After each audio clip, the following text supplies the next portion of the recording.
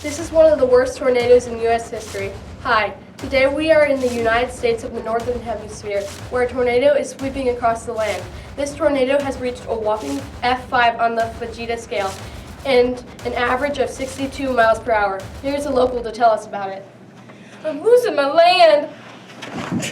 Okay, apparently farmers' crops are being destroyed and businesses are being wiped out. This tornado formed when a cold air mass from Canada and a warm air mass from the Gulf of Mexico met. When the two air masses met, they created instability in the air. This instability created a horizontal spinning in the lower atmosphere. Rising air then rotated the spinning from horizontal to vertical.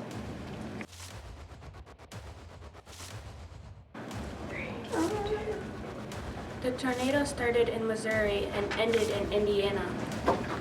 The tornado has reached an over-the-top F5 on the Fujita scale and up to a devastating 300 miles per hour.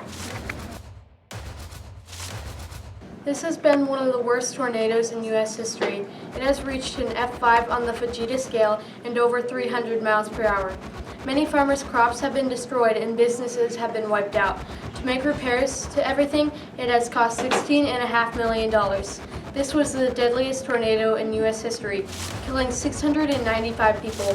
But also there were 2,000 injuries. Including the deaths and injuries, the tri-state tornado has left millions homeless and without food and water.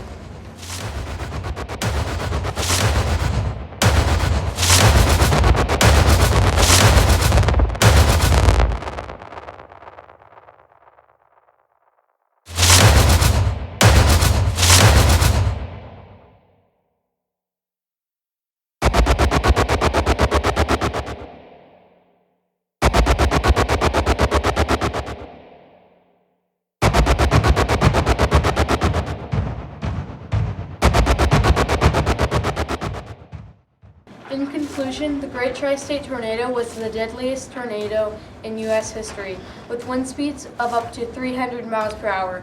It killed 695 people and injured thousands. Including the people killed, millions were left without homes, food, and water. Farmers' crops were destroyed and businesses were wiped out.